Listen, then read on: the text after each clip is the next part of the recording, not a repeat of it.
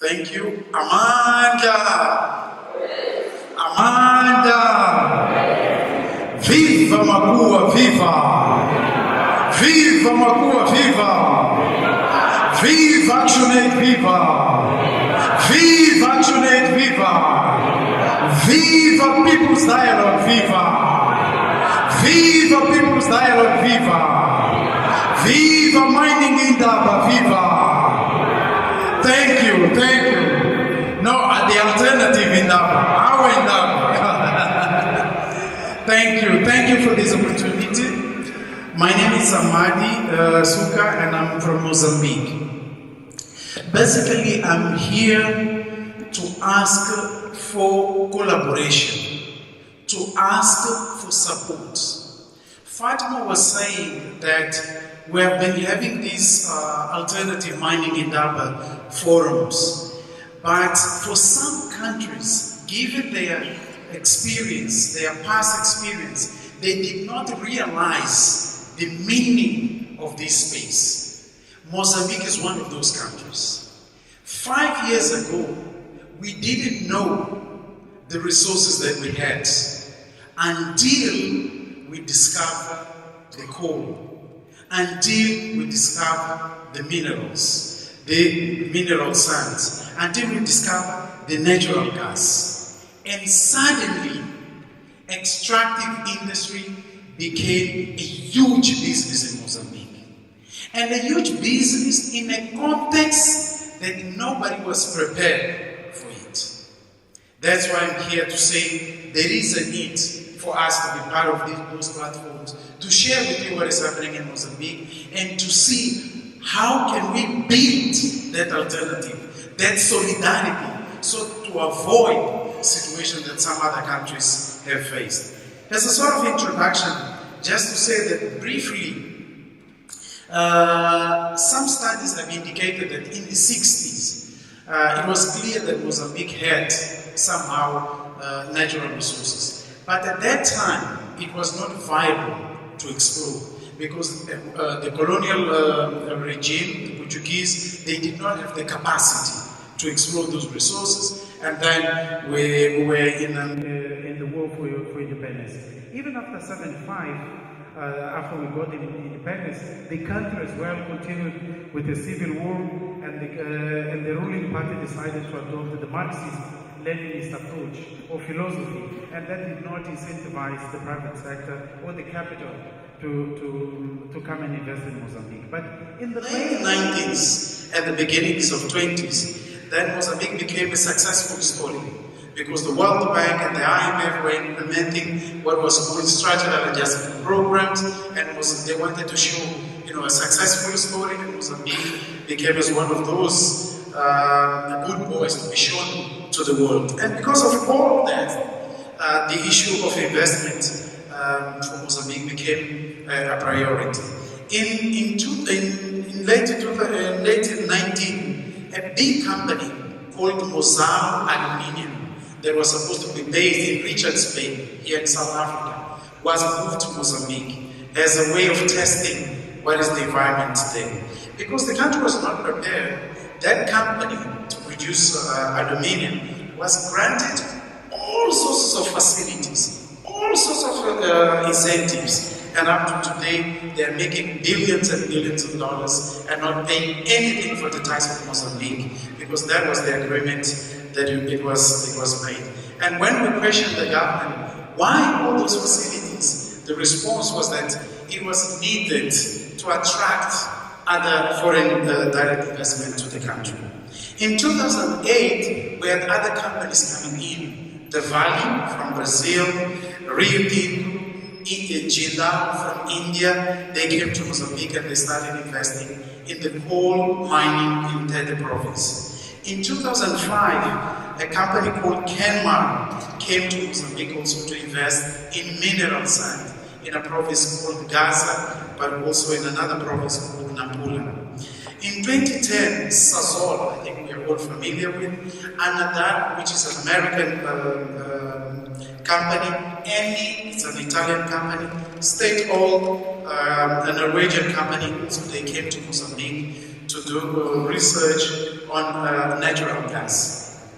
Currently, it's known that Mozambique is one of the in the list, in the ranking, is one of the 10 countries which have a lot of reserves in terms of coal. And in terms of natural gas, Mozambique has the fourth largest reserves, in the world. So as you could see, there is a big appetite from this multinational to come and invest in Mozambique. Because of all these contexts, and something interesting that is happening in the country is that Mozambique used to have its traditional budget support from the European countries. With all these resources, the political elite decided to shift their positioning. Instead of the traditional allies from the West, now they are linking with some of the countries of the so-called BRICS. BRICS stands for Brazil, Russia, India, China, and South Africa. So majority of investment we're having in Mozambique, currently they come from Brazil, from China, from India, and from South Africa. So having given this picture, what is then the current scenario of the country? Number one is that the government has limited capacity in terms of extractive industry.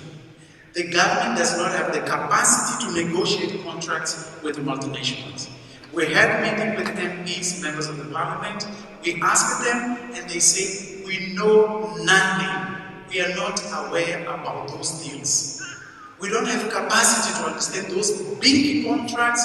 We end up making comments that, they are given by the external experts. They don't have capacity to monitor the agreements. Everything that the companies promise, it's up to the companies to report that they are fulfilling those agreements, because the government doesn't have capacity to it, even the ability to effectively regulate the sector. Apart from the government itself, the civil society organizations, we are not also equipped with knowledge and capacity to understand and to actively participate in the extractive industry. So what then is the key question that worries us, that brought me and other Mozambicans to South Africa? One is because we are afraid that with all this boom in terms of minerals, the development of extractive industry, the Mozambicans, the communities, may not benefit. Looking at what is happening in other countries, in South Africa, in Malawi, in DRC, in Nigeria, we are afraid that that's going to be the reality of Mozambique. So we need solidarity so that we could be equipped with ammunition to be able to promote what would be a sustainable exploration of those resources. So we expect that in this platform, in this gathering, as civil society from Mozambique, we would be better linked to you in terms of coordination for building a communication for capacity of civil society in Mozambique. We also expect that we will be able to demand transparency, accountability, and proper development of agenda where communities take part in power sharing and in the benefits of extractive industry. Here I would like to make a point.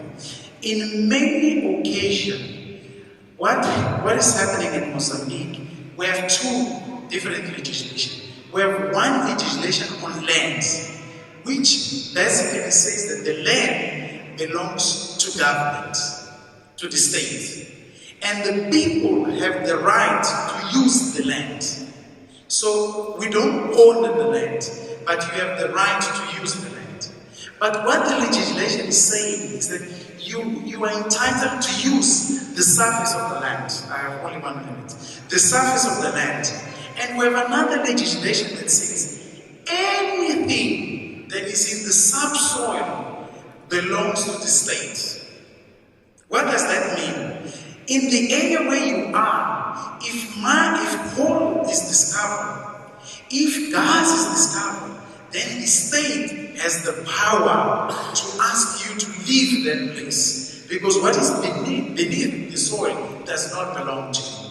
So what we are challenging now, or what needs to be done, is that those policies need to be changed so that the communities, they can own those resources.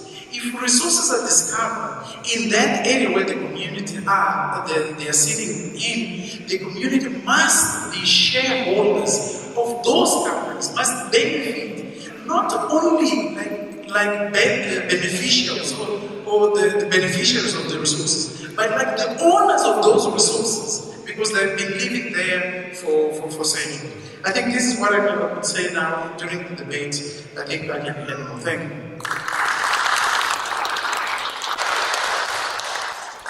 Thank you, Amade, for a very insightful perspective on what's happening in Mozambique, because I think here in South Africa, even though we're neighboring countries and a lot of South African business are there, we do not get a lot of information of the extent of what is happening in the country, so thank you for that. So from one Indian Ocean country to another Indian Ocean country of Mauritius, where Ashok will give us some perspective on, of course, Mauritius is seen as the ideal holiday destination for many of those that can afford it.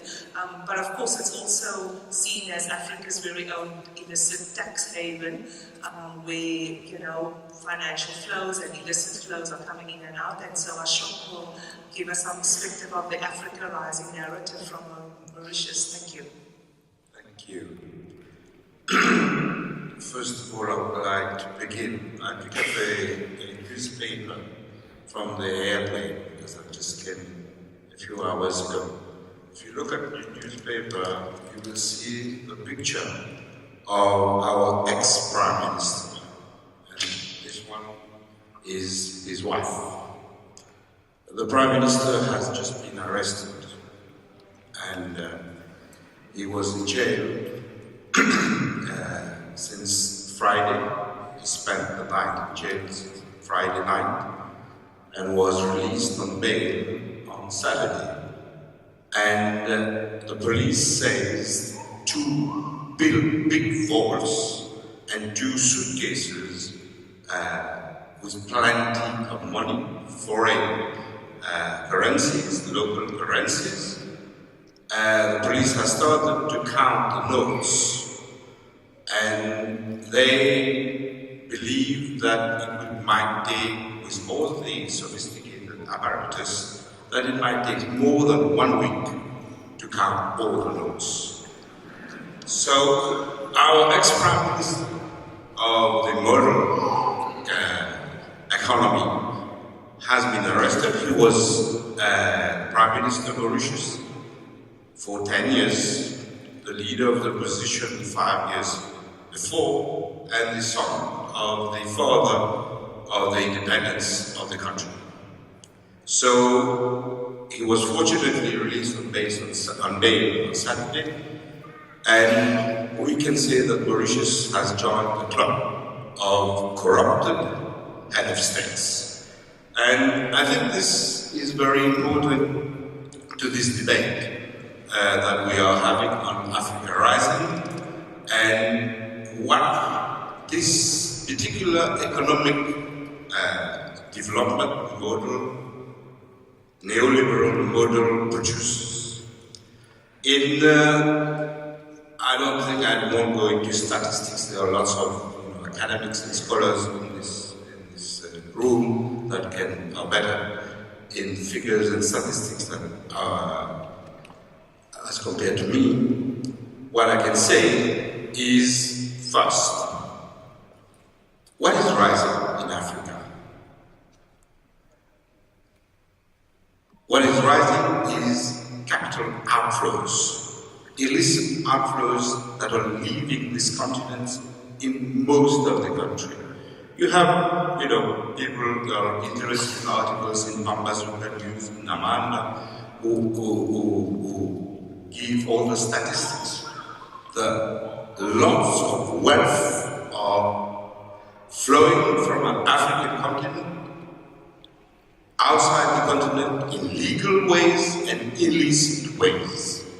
The amount of aid, according to Kofi Annan, that Africa is receiving is half than the amount of illicit flows that is leaving the continent. And I think this is very, very important. How a continent will be able to develop infrastructures, social rights of the people, organizing the life and livelihoods of its people when most of its wealth are leaving the continent. I think this is the first point that I would like to make. What is rising? Its social inequality is rising. In Mauritius, for example, which has been brought in as a model, for the last 10 to 15 years, all the statistics, the Gini coefficient, the Lorenzo curve, shows that inequality has worsened in the country. This is rising. Third, what is rising is land grabbing is rising. In most of the African countries, including mine, we have kind of invasion of a new kind of settlers grabbing the land of the country and of the people. What is rising is also the takeover of agribusiness on the production in many countries, agricultural production, and invasion of GMO foods. And what is rising is the kind of institutionalization of corruption of the political elites in most African countries. And Mauritius, as I've said, have just done the top. And more importantly, I would like to bring some politics in this debate.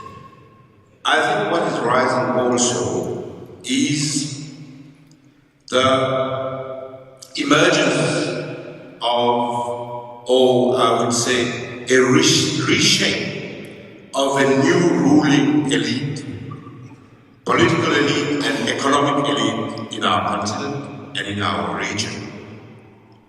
The elite who haven't seen what happened after, for example, the 2008 financial crisis. The elite who are not seeing that most of the social democratic forces, center-right, center-left forces, are collapsing in the world. In many countries, including mine. The elite are not understanding that neoliberal discourse and paradigm is on the defensive. And the balance of forces is no more the same. If we are no more in the same period of structural adjustment program, of PRSP, of the elite design NEPAD, and that there are things that are changing the world. And when we think of our own development, of our own model, we have to include these fundamental changes that are occurring in the world. We have the experience of what is happening in Brazil. The pity is now surrounded with kind of institutional corruption. Pity, brave party. We have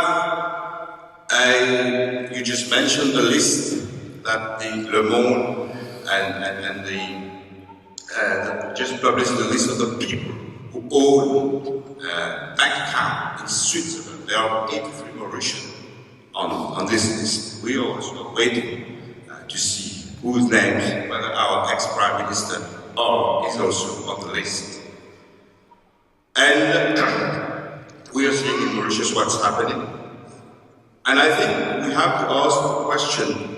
I remember a few years ago, I have a very good comrade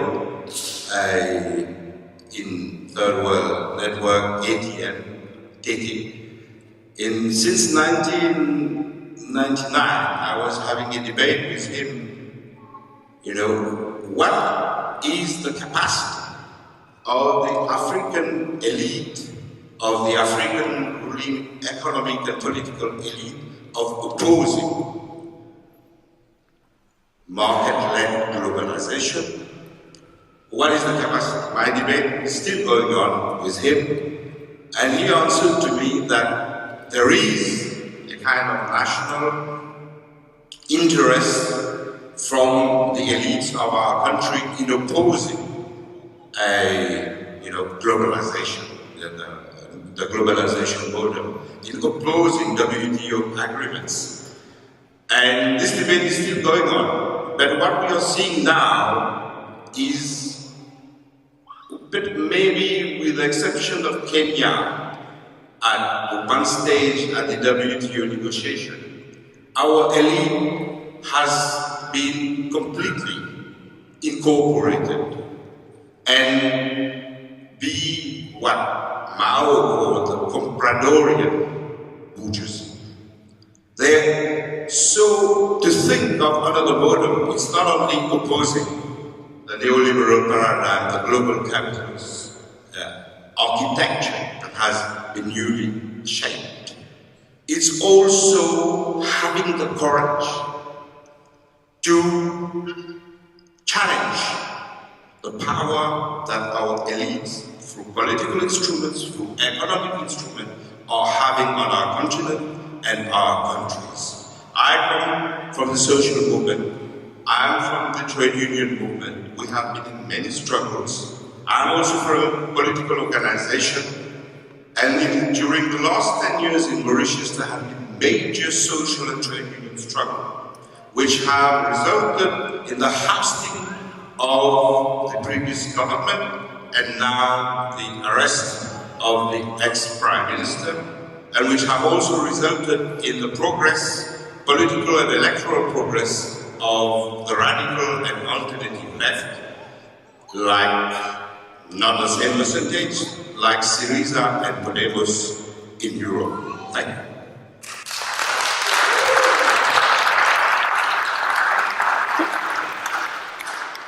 Thank you, Ashok. And then last but not least is our comrade from Johannesburg, Maloko, from the 1 Million Climate Jobs Campaign, who will give us some perspective on climate change and young people and job creation.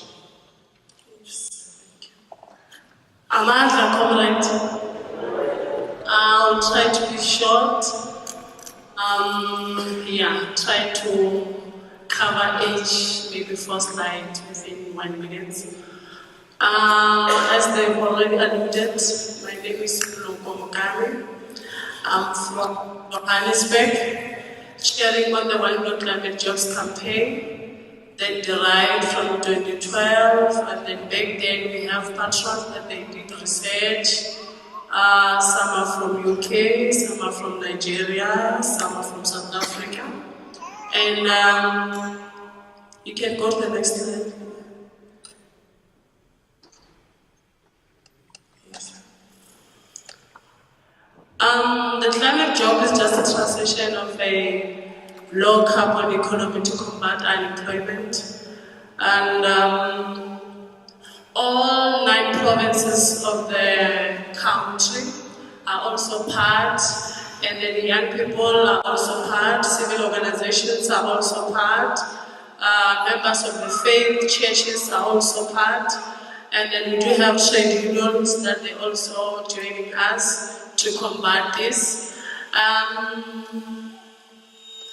The campaign, we face 2 issues in the country, which is environmental matters, and again, we face the issues of unemployment.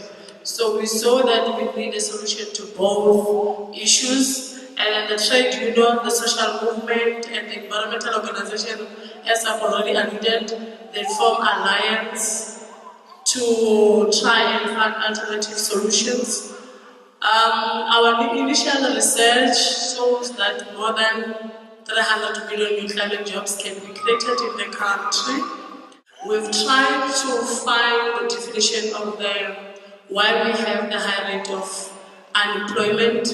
We said the legacy of apartheid, destruction, small-scale agricultural, producing of inequality. Every areas in the country where we have mining operations, you found that the community are no longer able to have their own producing their own food. So due to the chemicals, the acid rain made mine, run short of battery here, and I'll just leave that side. Due to the acid rain minage, you find that around the area, it's all over is the monoculture. So we believe in the agroecology and we believe in organic farming. So everywhere where we find mining, we find that the community can produce the food for themselves. And then we said the MEC globalized the financialized big mining houses, which is the PhD built on Anglo, smelting companies, steel companies, transport, science fuels, cement, manufacturers, pulp and paper.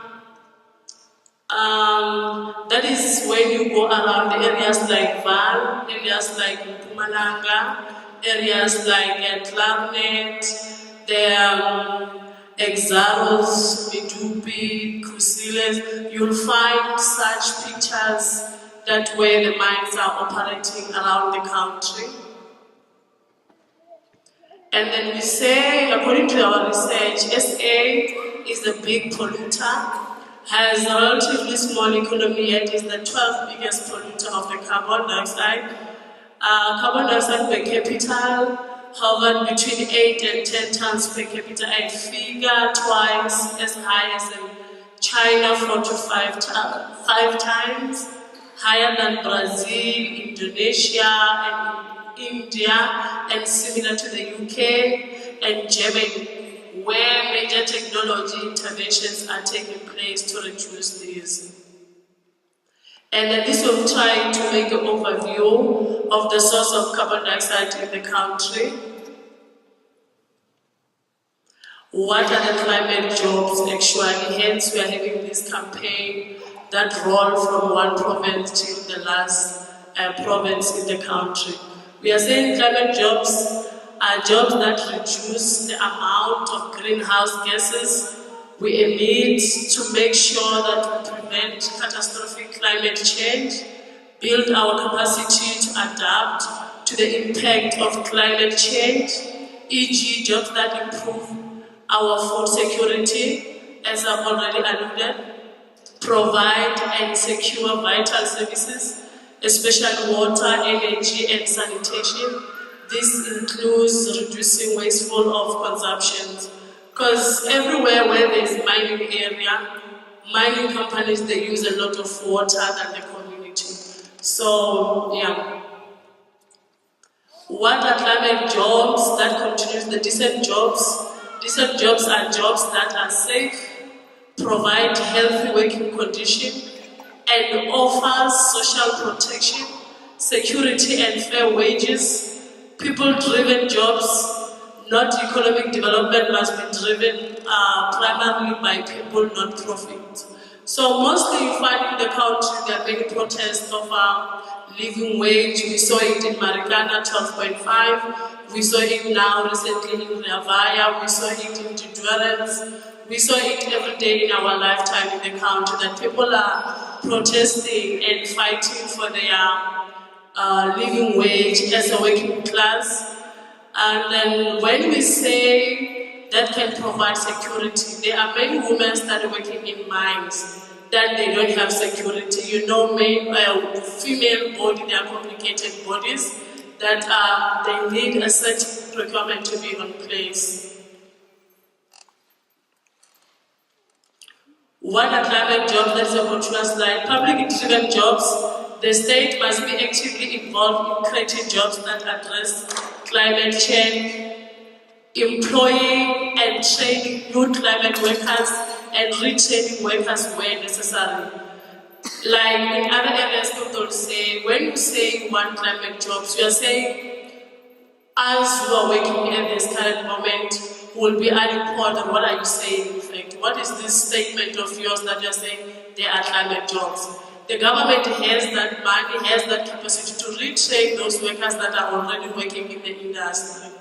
Private sector's jobs, this emphasis on the state does not exclude the private sectors altogether, but we cannot rely on businesses to take agent action when their bottom line is profitable and accountability to shareholders. 1 million climate jobs, we can and must produce our electricity from wind and sun. Fatima already alluded to that. Use and expand public transport at the expense of cars and road freight. Convert our homes and public buildings to be energy and water efficient. Provide basic services such as water, electricity, and sanitation. Grow enough food for all people through agroecology, labor-intensive, low in carbon emission, protect soil and water, and provide healthy food, protect our natural resources, especially water, soil, and biodiversity to make sure that we can continue to meet the basic needs of all people. Okay, these are trying to come with a draft of what kind of job and how many jobs. And also this is the same continuity of what kind of job you can get in waste, tourism, recycling, greywater system, agroecology, and so forth, and how many. And then here we say, where are those climate jobs that are talking about? 50% of energy supplied by renewable energy within 10 years will reduce our emission by 20%. A commitment to shift 10% of private car commuters to public transport will create about 70,000 jobs and reduce emission by 24 meters CO2. If 200,000 more people call taxis, there will be an additional 80,000 jobs. If 500,000 more people roll buses to work and school, there will be an additional 3,500 buses and 42,000 more workers in bus operations, vehicle maintenance and part supply, as well as in bus building. If 800,000 more people use metro rail trains, 130 train sets, and about 10,000 new jobs. Cost of climate jobs, we said reducing minimum wage of 7,000 per month per worker.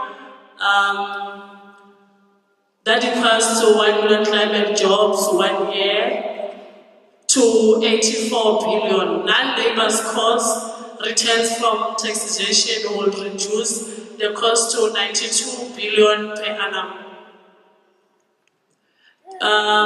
Go to another, was just a transaction from another trade union, so you can jump that one. And then that we said we can afford the climate job as the country.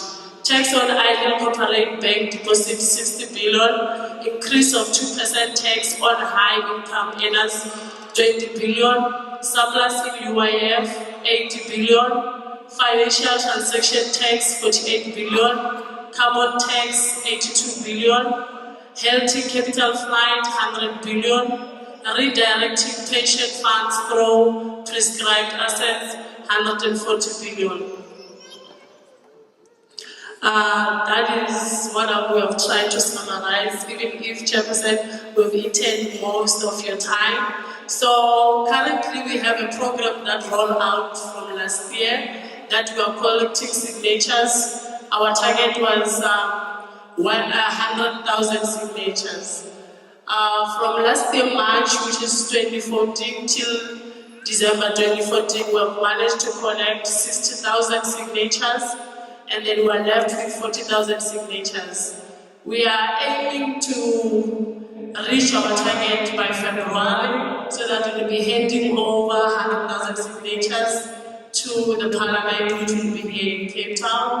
And again, we're aiming to have a mass renewable energy festival that will go province to province. So yeah, thank you. And I apologize for taking a lot of your time.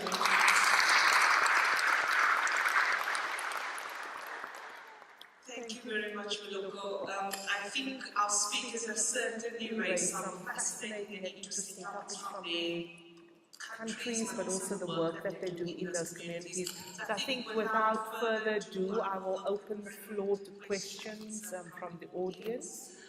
We'll take a round, I think, of 5 questions and then let the speakers respond. Thanks.